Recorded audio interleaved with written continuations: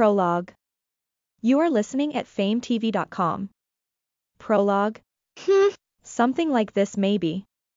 In a humble office, lacking in decorations, a man was leaning back in a large chair. He was in his 30s, no, he looked more like in his 20s. The man with black eyes and black hair was gently rubbing his overused right hand, from all the writing he's done. When he casually looked out the window it was pitched up black and he realized he's been concentrating for a long time. Knock knock, the sound of knocking at a door was heard. There's only one person who could pay him a visit at such a late hour in the night. Master, I brought you some tea. Oh. Come in. Yes, if you'll excuse me. The person who opened the door and slowly entered the room was the maid who served this man. She was preparing the tea while swinging her chestnut-colored ponytail, but her usual lovely face was sadly distorted. Master, aren't you pushing yourself a little too much?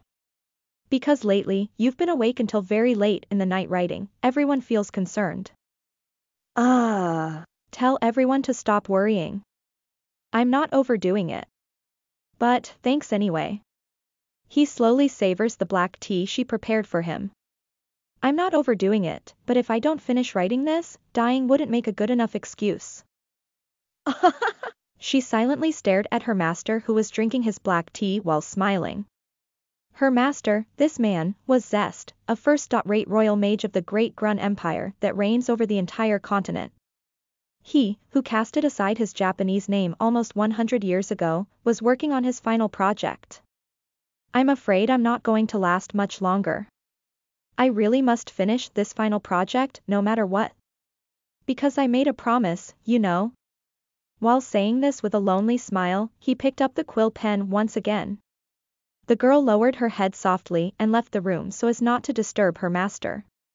So as not to disturb her master's last job. So that her master could keep his promise. She gently grabs the pendant at her chest. I'm sure he's able to smile without a care in the world. But we must not forget.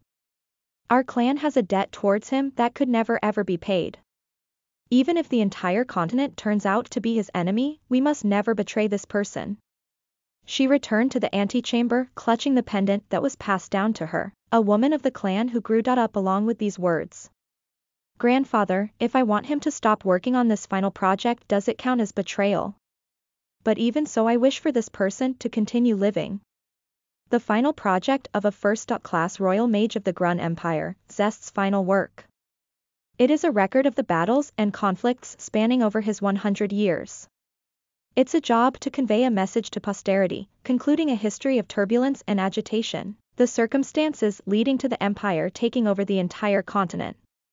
He put together this stranger's handbook, so that when the time comes for other strangers to be summoned here from another world, they would be hopefully facing a little less hardships. Listen to the full novel at FameTV.com, direct link in the description.